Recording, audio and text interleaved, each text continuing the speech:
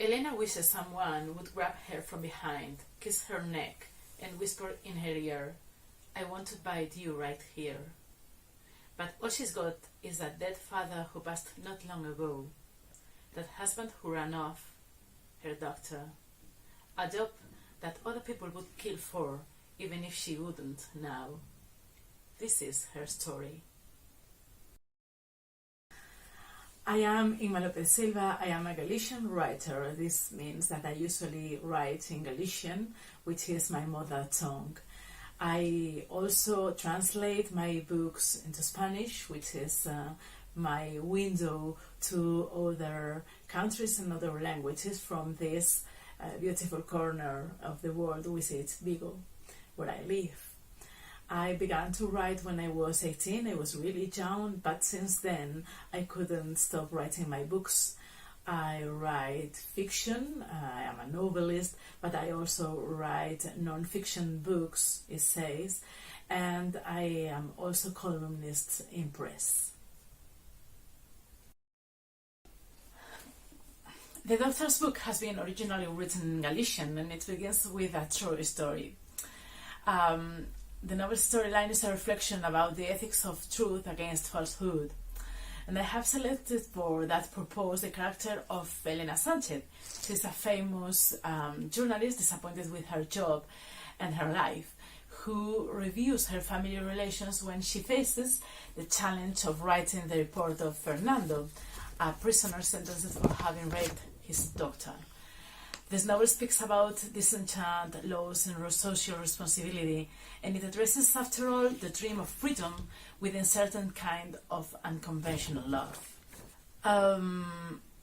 Fiction shares with journalism this kind of force. We novelists tell not only what effectively happens, but what could happen. And most of all, we try to explain the series of causes and consequences surrounding the facts, circumstances. Almost always, this causal chain has much more interest than facts themselves. Here resides the political dimension of this novel, where criminal facts are mixed with something we are painfully living in Spain, the reborn of extreme right-wing political parties. And this is not by chance. There is a link between our tolerance for totalitarian ideas and our collective indifference towards the ethics of truth opposite to lie. This is the reason why Elena, our protagonist, confronts her personal life with her journalism, looking for her coherence, which is also our collective coherence as a society. So the Doctor's book's plot focuses in characters, imaginary people living their lives that could also be our lives. Today Elena woke up to find that, as usual, she still only takes up the left side of the bed.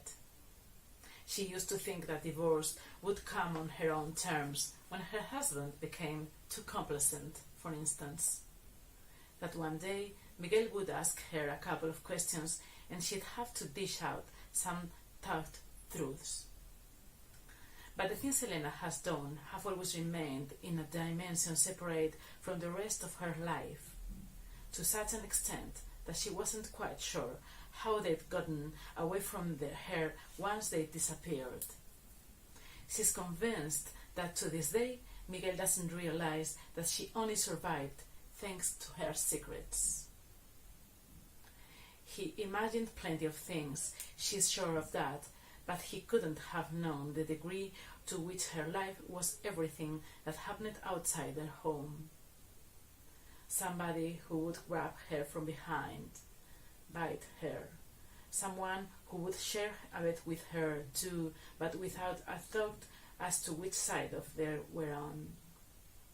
Someone who would tell her she was exciting, beautiful, different.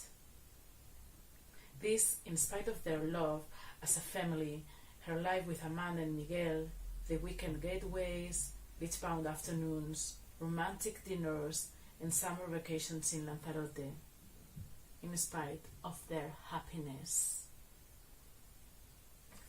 It was this, Elena's happiness, which had turned into a kind of chronic illness, tucked in beside her in the enormous bed, they both so bright-eyed with Miguel's first paycheck.